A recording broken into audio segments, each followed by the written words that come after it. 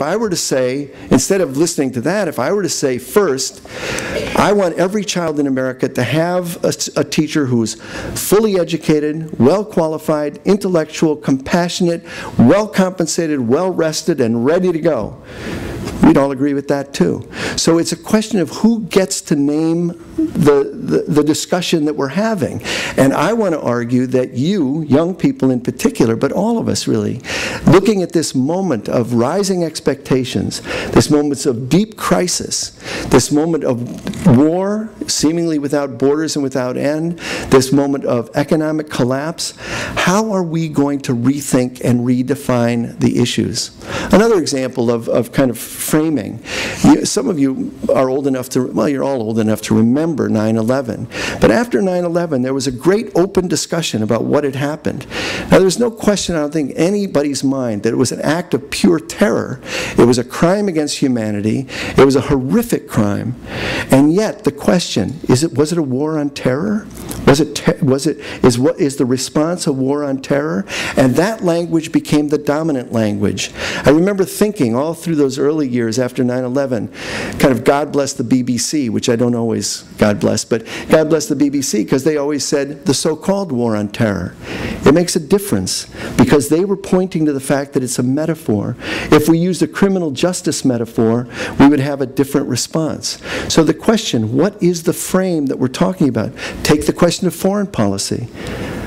Is our safety, is our security as Americans guaranteed by having a bigger and bigger and more aggressive military? Is that how we should think of foreign policy? Is there a way to rethink that metaphor and wonder what it would mean to be a nation among nations? Or, let's take it even further, what would a foreign policy based on justice look like? On some of the issues that Dr. Kemp was talking about poverty in the world. What would that foreign policy look like? So I'm urging us, in this moment most of all, to rethink, to relook at the issues before us, and to imagine something different. You can't do that rethinking if you're not willing to open your eyes. And I would argue that as citizens in a democracy, we have a responsibility, and it follows a certain rhythm. And it goes like this. We have to learn to open our eyes, not once, but again and again and again. We have to see the world as it is. Once we see the world, we have a responsibility to act on the world. And once we act on the world, we have a responsibility to reflect, rethink, and doubt if everything we did was so great. If all we do is doubt, we become cynical. If all we do is act, we kind of become mindless adventurists. How do you both open your eyes, act, and doubt? Let me describe that rhythm just a little bit more deeply. Opening our eyes. Some of you may know the movie from about a decade ago that won an Academy Award from Brazil called Central Station. Anybody remember that film? Go out and rent it tonight. Get it on Netflix or something. It's called Central Station. And it takes place in the Central Station of Rio de Janeiro. A woman named Dora writes letters for illiterate people. And she has a little booth, and she gets a few pennies every time she writes a letter for somebody. And one day a man comes to her, who she recognizes from her daily life in the Central Station. And he says to her, Dora, I have a job I would like you to do tomorrow. If you take a day off work, I'll give you $100.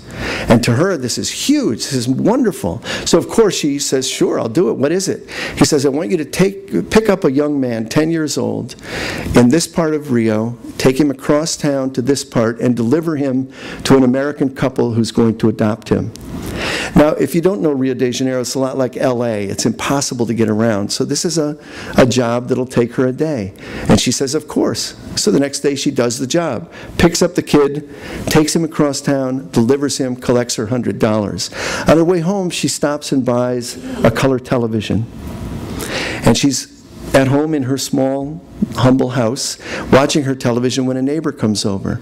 And the neighbor says, where'd you get the television? And she tells the story of the boy and the job that she did that day. And her neighbor says, Dora, are you really that naive? And she says, what do you mean? And she says, Dora, that boy wasn't being given to an American couple for adoption. That boy was being sold in the international market that is harvesting organs for transplants. They killed that boy.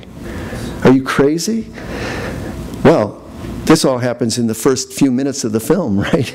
So what's the film about? Well, the film is about Dora being presented first with what seemed like a job, and next what seemed like an ethical challenge. Once her eyes were opened, what was her responsibility? We expected her to, and in the film she does, retrace her steps and try to save the boy. What else could she do? But if you don't open your eyes, you don't know what's happening, you don't have a moral challenge, you don't have a participating interest in society and in citizenship. I think for a minute of my beloved late mother. 20 years ago I was taking care of her. She had broken her ankle. And this was when global warming was just being first discussed, you know. And I was out taking care of her, and she asked me rather innocently, what is this thing I hear about global warming? And I gave her a very, very mild version. I didn't want to scare the shit out of the old lady, you know. Just a very simple, we're all going to fry. No, I didn't, honestly. I didn't scare her. And she gave me a long, cold look, and she said, I'm sorry I asked. Well, exactly. You're sorry you asked, because asking then requires action. If you know that we're kind of mindlessly killing ourselves, you have to do something. And it's that requirement that we resist. So Dora suddenly was thrust into this world where she had to do something. Some of you might know the novel by the Nobel laureate from Portugal, José Saramago, wrote a novel called Blindness. It's a marvelous novel. If you don't know, it's also now a film, which is a pretty good adaptation. But the novel opens with a man caught in traffic in a modern city somewhere, unnamed. He's in a traffic jam, and suddenly he goes blind. And he kind of stops the car, and chaos breaks out around him. Someone comes and helps him from the car. Somebody else, and the same person ends up stealing his car. And he's taken later by his wife to a clinic where everyone in the clinic has gone blind. And they begin to freak out. What are we going to do? And they end up isolating, putting these people in quarantine and guarding them. But then the guards go blind. And very quickly in the novel, everyone in this society goes blind, except for one person, the narrator. And so she's narrating what's going on. And what's going on is horrific, a very dystopic view of what could happen. And what happens is people divide into gangs, and they prey upon one another, and they hoard food, and gangs of men rape gangs of women.